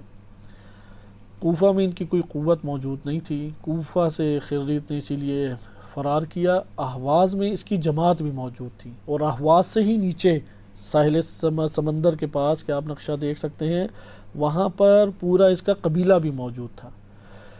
امام علی علیہ السلام کو پہلے زیاد نے خط لکھا، اور زیاد بن خصفہ نے بیان کیا کہ اللہ کے دشمن بنو ناجیہ سے ہماری مزار کے علاقے میں ملاقات ہوئی ہے، اور ہم نے انہیں ہدایت حق اور کلمہ حق کا کہا بھی ہے، اور پھر وہ سارا کا سارا سلسلہ بیان کیا اور بتایا کہ دشمن کے 5 بندے مارے گئے ہیں، اور جب جنگ بندی ہوئی تو ہمارے اور ان کے لاتعداد لوگ زخمی ہو چکے تھے، اور رات کو دشمن اہواز کی طرف جانب بھاگ گئے۔ ہم بصرے پہنچے تو ہمیں معلوم ہوا کہ دشمن اہواز کی ایک جانب میں قیام پذیر ہے، یعنی بصرہ میں ان کو پتہ لگ گیا کہ اہواز کی کس جگہ ہے۔ ہم بصرہ میں زخمیوں کی مرہم پٹی میں مشغول ہیں اور آپ کے حکم کے منتظر ہیں، والسلام۔ یہ مکتوب ہے زیاد کا امام علی علیہ السلام کا۔ امام امیر المومنین علیہ السلام نے وہ خط پڑھ کر لوگوں کو بھی سنایا، اور خط سن کر معقل بن قیس کھڑے ہو گئے۔ اس کی اصل میں وجہ یہ تھی کہ دونوں طرف افراد برابر تھے۔ امام علی علیہ السلام نے بھی لشکر جو بھیجا وہ بھی 150 200 300 بندوں کے اوپر مشتمل تھا، اور مد مقابل خرید کا بھی اتنا تھا، تو برابر کا ٹاکرا ہوا۔ اب یہاں پہ ایک ویسے خوف کی فضا عمومی طور پہ قائم تھی۔ اس چیز کو سمجھنے کی کوشش ہمیں کرنی چاہیے کہ اس امام علی علیہ السلام کے دور میں ایک تو معاویہ کی طرف سے جو بدماش بھیجے گئے تھے، دہشت گرد، وہ آئے روز حملے کرتے، خواتین بچوں کو قتل کر کے مال لوٹ کے بھاگ جاتے تھے، فرار کر جاتے تھے، اور امام کی اگر کوئی فوج پہنچتی تو اس کا بھی بڑا نقصان ہو جاتا، کیونکہ امام کے چھوٹے چھوٹے دستے پہنچتے تھے، اور معاویہ کے یہ جو دہشت گرد تھے جیسے بسر بن ارطاء ہیں اور دیگر ہیں، ان کا ایک چھوٹا لشکر ہی 14-15 ہزار افراد کی پر مشتمل ہوتا تھا۔ اور دوسری طرف سے بھی اب یہی مسائل کھڑے ہو گئے، خریت نے بھی اب بندے اکٹھا کرنا شروع کر دیے، تو ایسے میں لوگوں میں جرت ہی نہیں ہوتی تھی کوئی آگے بڑھے۔ تو امام علی علیہ السلام لوگوں کے درمیان یہ خطوط اس لیے پڑھتے تھے کہ کون ہے کہ جو اپنے قبیلے کے افراد اور لشکر کے افراد کو لے کے ان کے اوپر حملہ کرے گا، تو لوگ خاموش بیٹھے رہتے تھے، کیونکہ سب کو اپنی موت نظر آتی تھی کہ اب کون یہ جو بسر بن ارطاء دہشت گرد ہے اس کے خلاف جا کے لڑے، کون خرید بن راشد کے خلاف جا کے لڑے، آخر ان کے قبیلے اور لشکر کے بندے مارے جائیں گے۔ تو یہاں پہ معقل بن قیس کھڑے ہو گئے، بنو تمیم سے ان کا تعلق تھا، تمیمی تھے، اور کھڑے ہو کے کس طرح سے امام علی علیہ السلام سے انہوں نے گفتگو کی، یہ بڑی خوبصورت اور جاذب گفتگو ہے۔ فرماتے ہیں کہ یا امیر المومنین، اللہ تعالیٰ آپ کی بہتری اور مزید اصلاح فرمائے، جن لوگوں کی تلاش میں آپ نے یہ دستہ روانہ کیا ہے، کم از کم ان کے مقابلے میں 10 گنا لشکر بڑا ہونا چاہیے۔ آپ نے برابر کا لشکر بھیج دیا ہے۔ ایک شخص کے مقابلے میں جب 10 مسلمان ہوں گے تو یہ لوگ پھر مقابلہ نہیں کر سکیں گے، اور ان کی جڑیں اکھاڑ کے پھینکنا ضروری ہے، اور اگر برابر کی فوج ہوگی تو برابر کا ٹکراؤ ہوگا، وہ بھی آخر عرب ہیں، جنگجو ہیں، اور جب برابر کا ٹکراؤ ہوتا ہے تو دونوں فریق ثابت قدمی دکھا جاتے ہیں، اور جب جنگ کا انجام بھی کچھ نہیں نکلتا تو ہر دو فریق برابر چھوٹ جاتے ہیں۔ تو امام علی علیہ السلام نے معقل سے پھر مخاطب ہو کے کہا تم خود اس کے مقابلے میں جانے کی تیاری کرو۔ معقل بن قیس کوفہ کے 2000 افراد کو اب لے کے نکلے، کیونکہ معقل کی بات پہ امام علی علیہ السلام نے اس کی بات کو قبول کیا اور کہا کہ پھر ٹھیک ہے اپنا لشکر 2000 کا بناؤ، یعنی 10 گنا بناؤ، وہ 300 ہیں تو تم 2000 بندے اکٹھے کر لو۔ تو وہ لے کے گئے، اور ان کے ساتھ یزید بن معقل بھی تھا۔ ادھر سے امام علی علیہ السلام نے جناب عبداللہ ابن عباس کو حکم دیا کہ تم اپنی جانب سے یہ مکتوب لکھا کہ اپنی جانب سے ایک آزمودہ کار بہادر شخص جو نیکی میں بھی مشہور ہو روانہ کرو، اور اس کے ساتھ مزید 2000 کا لشکر بھیج دو، اور اسے حکم دو کہ وہ معقل کے لشکر سے جا کر ملے، اور جب تک یہ شخص بصرہ کے علاقے میں رہے گا اپنی فوج کا امیر ہوگا، یعنی عبداللہ ابن عباس کا بندہ جو رہے گا، اور جب معقل کے پاس پہنچ جائے گا تو ہر 2 لشکروں کا 4000 لشکر ہو جائے گا، ہر 2 کا امیر معقل ہو جائے گا، اور اس شخص پر بھی لازم ہوگا کہ معقل بن قیس کی بات سنے اور اس کی اطاعت کرے، اور کسی کو بھی اس کی مخالفت کی اجازت نہیں ہے۔ اور پھر کہا کہ زیاد بن خصفہ کو حکم دو کہ اپنے ساتھیوں کو لے کے واپس آ جائے، اس نے بہت نیک اور صالح عمل انجام دیا، اور جو شہید ہوئے ہیں وہ نیک اور پاکیزہ افراد تھے، یعنی 2 بندے سوید اور وفد بن بکر وہ شہید ہو گئے تھے۔ امام علی علیہ السلام کا پھر زیاد بن خصفہ کے نام بھی الگ سے خط آیا، اور بتایا کہ تمہارے ساتھیوں نے جو تحریر کیا وہ مجھے مل گیا، اور اللہ نے ان دشمنوں کے دلوں پہ مہر لگائی ہوئی، اور شیطان نے ان کے اعمال کو ان کے سامنے مزین کر کے پیش کیا ہے، یہ اس میں اندھے ہو چکے ہیں، اور اگر یہ خیال کرتے ہیں کہ وہ کوئی بہتر کام کر رہے ہیں تو تم نے جو خریت اور اس کے ساتھیوں کا حال بیان کیا وہ تمہیں معلوم ہو گیا ہے، اور تمہارے ساتھیوں کی کوشش اللہ کے لیے ہے، اور اس کا بدلہ بھی اللہ کے ذمے ہے، کیونکہ تمہارے پاس جو کچھ ہے وہ سب ختم ہو جائے گا، اور جو کچھ اللہ کے پاس ہے وہ باقی رہے گا، اور ہم ان لوگوں کے جو صبر سے کام لیتے ہیں ان کے اچھے اعمال کی بہترین جزا دیں گے۔ تمہارا وہ دشمن جس سے تمہارا مقابلہ ہوا ہے اس کے لیے یہی کافی ہے کہ وہ ہدایت سے نکل کے گمراہی میں جا گرا ہے، اور پے در پہ گمراہی کا مرتکب ہو رہا ہے، اور ان کا کام حق کو رد کرنا اور اپنے آپ کو فتنے میں ڈالنا ہے، تو تم انہیں ان کی خود فریبی میں مبتلا رہنے دو اور ان کی سرکشی میں اندھا رہنے دو، تو خود غور سے سن کر اور گہری نگاہ سے تم سب کچھ دیکھ رہے ہوگے، اور تمہیں یہ ساری چیزیں معلوم بھی ہیں۔ تو یہ جو قلیل جماعت جو تمہارے پاس تھی قیدیوں اور مقتولوں پر مشتمل ہے، تو تم خود اپنے ساتھیوں کو لے کے ہمارے پاس آ جاؤ، تم لوگوں نے اپنا اجر حاصل کر لیا ہے، کیونکہ تم نے بات بھی امیر کی سنی اور اپنے امام کی اطاعت بھی کی اور اچھا امتحان دیا ہے۔ اور یہ امام علی علیہ السلام کے تعریفی کلمات ہیں کہ جو اہل سنت شیعہ کتب میں وارد ہوئے ہیں۔ بنو ناجیہ اس سارے خبر ملی تو اس نے خراج دینے سے انکار کر دیا، بنو ناجیہ نے، یعنی وہ جو خراج دیا کرتے تھے کہ خراج کا ہم پیچھے پڑ چکے ہیں، یعنی حکومت چلتی انہی خراج کی امور پہ تھی، تو اس نے واضح طور پہ خراج دینے سے انکار کر دیا۔ اور نمبر 2 مرتد ہو گیا اکثر قبیلہ، جب خرید بن راشد کا یہ فتنہ کھڑا ہوا تو اس کا قبیلہ جو ہے اس کے مثلا آپ کہہ لیں کہ 90% افراد انہوں نے دوبارہ عیسائی ہو گئے اور کہا ہم ان مسلمانوں کو نہیں مانتے اور ہمارا ان سے کسی قسم کا کوئی تعلق نہیں ہے۔ تو یہ مسائل مزید پیچیدہ ہو گئے۔ اب معقل بن قیس نکلے اور معقل بن قیس سے پھر آہستہ آہستہ عبداللہ ابن عباس کا خط بھی پہنچا اور وہ ملحق ہو گئے، اور عبداللہ ابن عباس نے جو لشکر بھیجا تھا 2000 افراد کا وہ بھی معقل بن قیس کے ساتھ ملحق ہو گیا، اور جنگ کی پھر تیاریاں شروع ہو گئیں۔ اور اس جنگ کی تیاریوں میں پھر معقل نے اپنی فوج کو لیا اور ان کے سروں کے اوپر پہنچ گیا اور یہ خطبہ دیا، اے اللہ کے بندو، تم دشمن کی جانب اپنی نگاہیں نہ اٹھاؤ بلکہ نگاہیں نیچی رکھو، بات کم کرو، نیزہ اٹھا لو، شمشیر کو نکال لو اور اپنا مقصد عین سمجھو، اور ان سے جنگ کرنے میں تم اپنے لیے بشارت عظمیٰ سمجھو، کیونکہ تم نے ان لوگوں سے جنگ کر رہے ہو جو دین سے خارج ہو چکے ہیں، تمہارے مد مقابل باغی ہیں، یہ کاشتکار ہیں، کردی ہیں جنہوں نے خراج دینے سے انکار کر دیا ہے، تم میری جانب دیکھتے رہو، جب میں حملہ کروں تو تم بھی ایک ایک فرد کے اوپر سختی کے ساتھ حملہ کر دو۔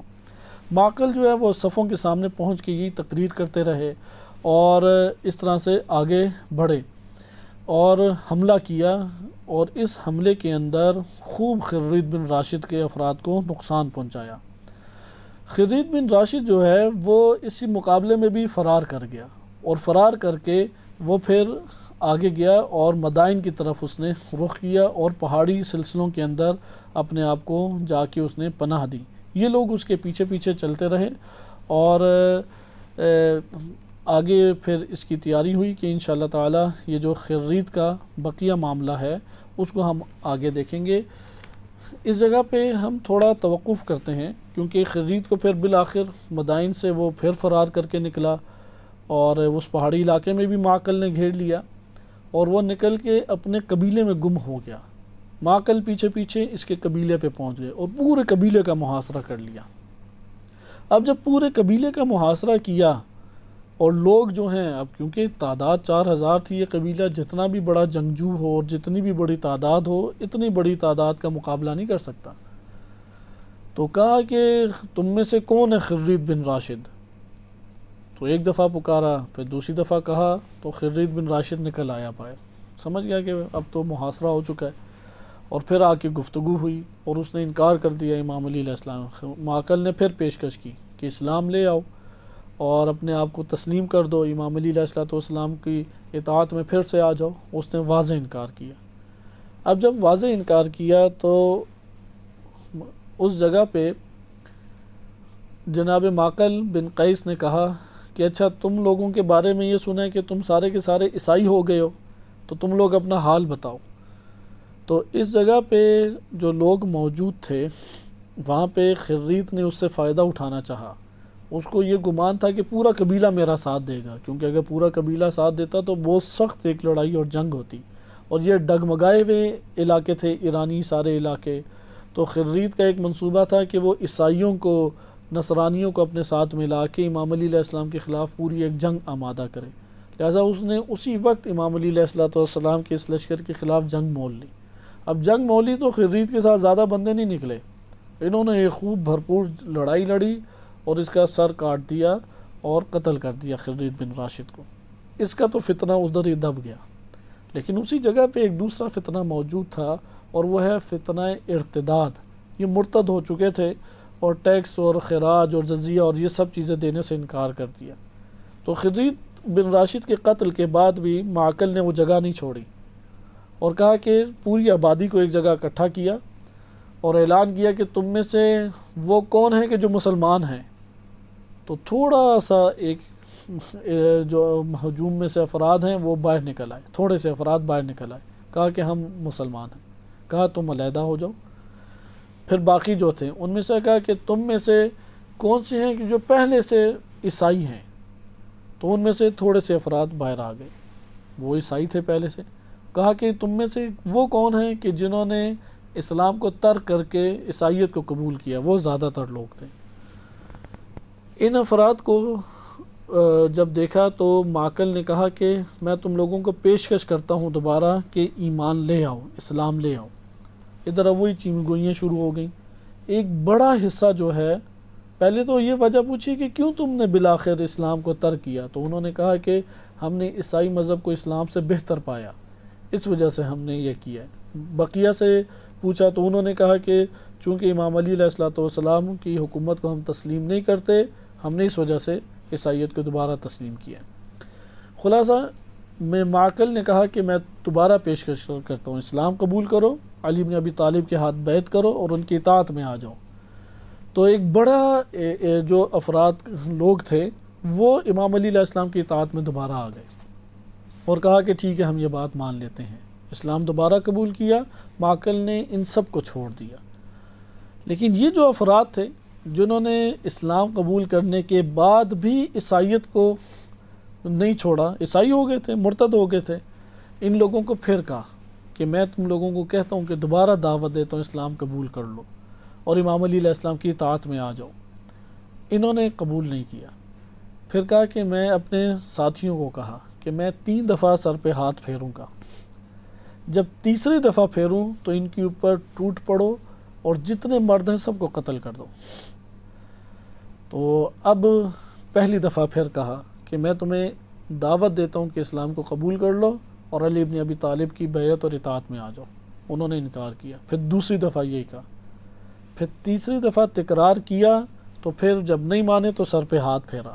یہ ہاتھ پھیرنے کی دیر تھی کہ معقل کے پھر لشکر امیر المومنین نے حملہ کیا اور سب مردوں کی گردنیں اتار دیں اور قتل کر دیا انہیں، اور ان کے جو بچے اور خواتین تھیں انہیں قیدی بنا لیا، اور ان کے جو اموال تھے وہ ان کو جمع کر لیا۔ قیدی جو بنائے ہیں اب معقل نے، تو یہاں پہ مسقلہ کا مسئلہ آیا، کیونکہ مسقلہ اس جگہ پہ والی رہ چکا ہے ارض شیر خرہ پہ، اور یہ علاقے جو ہیں اس سے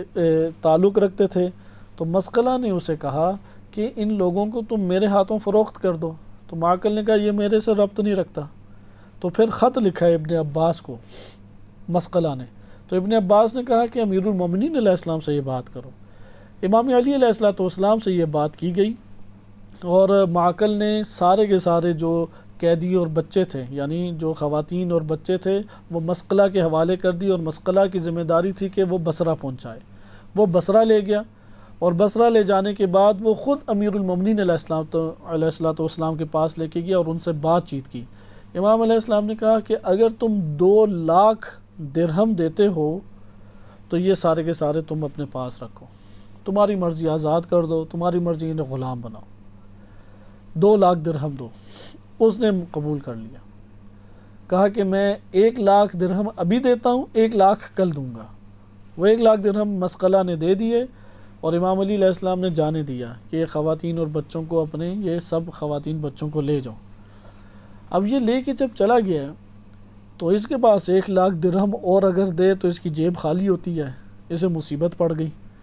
تو اس نے وہاں پہ افراد کو اسی طرح چھوڑا اور خاموشی کے ساتھ فرار کر کے معاویہ کے پاس چلا گیا، اور راستے میں وہ 1-2 جگہ پہ رکا، اور وہ اس کی گفتگو موجود بھی ہے باقاعدہ کتابوں میں، وہ آپ کی خدمت میں پیش کرنا بھی مقصود تھی کہ اس میں سے ایک یہ گفتگو ہے کہ وہ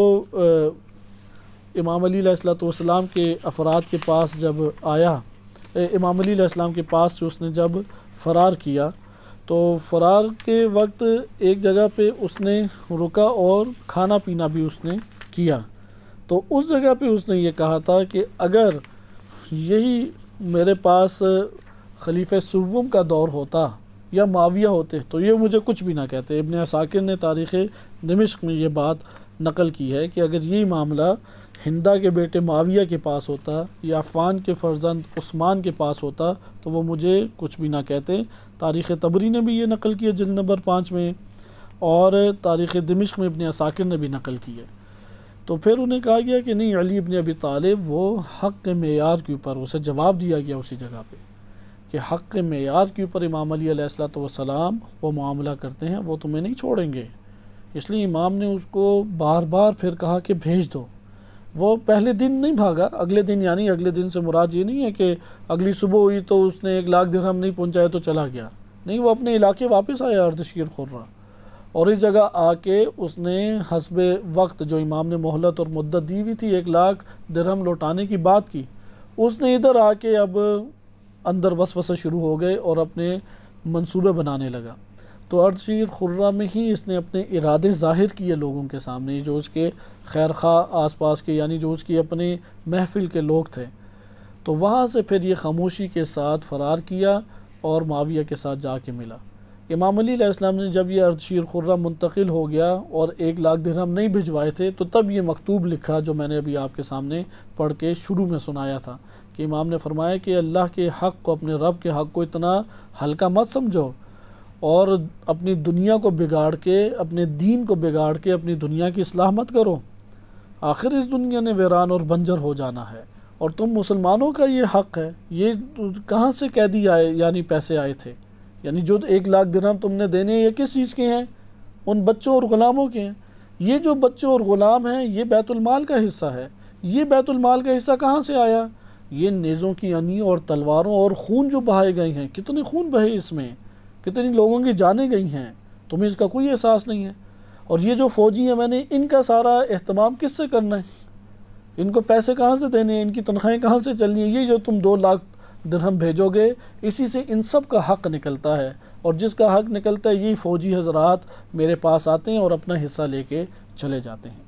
اب آپ کو وہ مکتوب صحیح طرح سے سمجھ آئے گا، کیونکہ اگر یہ بیک گراؤنڈ نہ ہو تو مکتوب میں نہیں پتہ لگتا کہ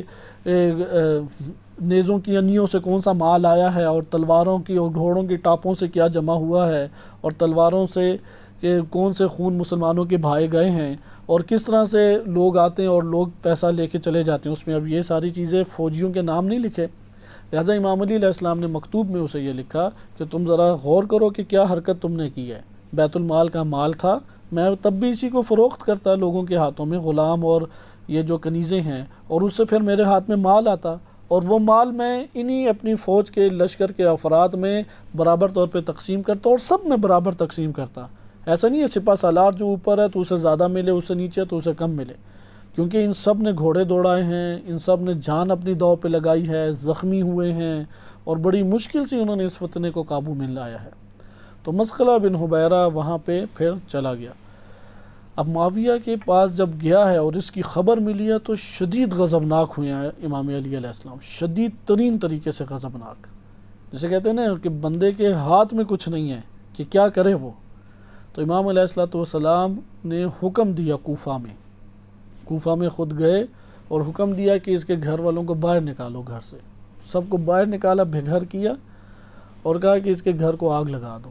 اور پوری وہ گھر کو آگ لگا دی۔ اور یہ تہذیب الاحکام میں ہمارے کتب میں بھی وارد ہوا ہے کہ اپنی کتابوں سے یہ پڑھنا مقصود تھا کہ انشاءاللہ تعالی اگلے درس میں ہم اس حصے کو پڑھیں گے تاکہ یہ چیز ہمارے سامنے ہے، کیونکہ اس کے اوپر فقہی احکام بھی ہیں۔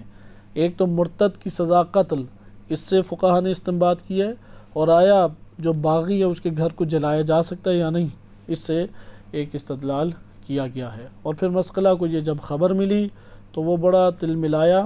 اور وہاں سے وہ پھر اپنے بے گھر افراد کو لینے کے چکروں میں تھا، تو اس نے ایک عیسائی سے رابطہ کیا کہ وہ اس کے گھر والوں کو لا دے۔ تو اس نے عیسائی کو بھیجا تھا اور اس کے پیچھے پیچھے خود بھی تھا، تو امام علی علیہ السلام کے جاسوسوں نے خبر دے دی، تو امام علیہ السلام نے عین موقع پہ اسے گردن سے دبوچ لیا اور اسے پکڑ کے لائے، کیس پورا چلا عدالت میں، اور اس کے پھر ہاتھ کاٹ دیے، اور وہ اپنی کٹی ہوئی انگلیاں لے کے، کٹے ہوئے ہاتھ کو لے کے پھر معاویہ کے پاس پہنچ گیا۔ اور امیر المومنین علیہ السلام کی شہادت کے بعد معاویہ نے پورے خراسان یعنی آدھے سے اوپر ایران کی حکومت مسقلہ بن حبیرہ کے حوالے کر دی، جو کہ دشمن امیر المومنین علیہ السلام تھا۔ وصلی اللہ علی سیدنا محمد وآلہ الطاہرین۔